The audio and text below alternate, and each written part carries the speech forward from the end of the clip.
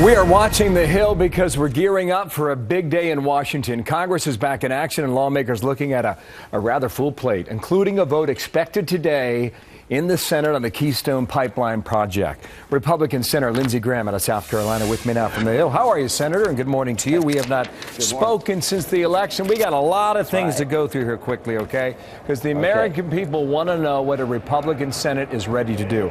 First off, on immigration, what's going to happen?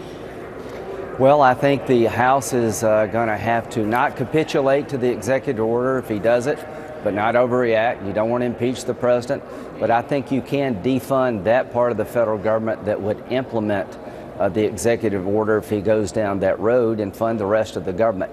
That seems to be a measured response. Then get to work on a comprehensive deal, even a piece-by-piece deal coming out of the House.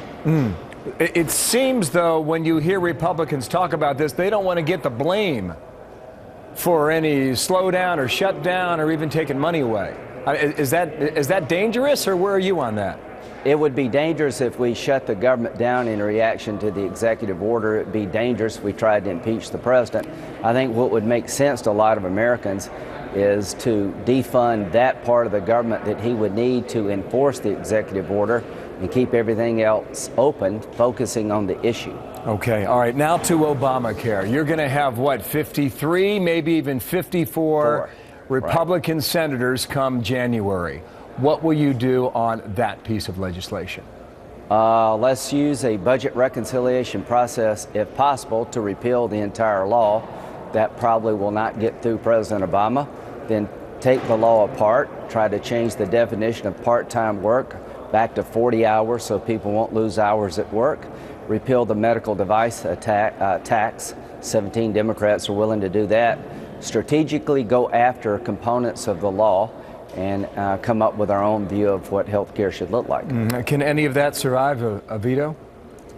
I think the medical device tax would survive a veto. I think the 40-hour work week becoming the part-time work becoming 40 hours would survive a veto. I really do. Okay. Keystone, what now? We'll take a vote today to move forward on the bill. I think we'll get 60 votes to proceed. It will pass, but the president's most likely to veto it, and we probably will not be able to override his veto. And people need to ask Hillary Clinton her position on this issue and on Obamacare and on everything else, because she needs to be held accountable.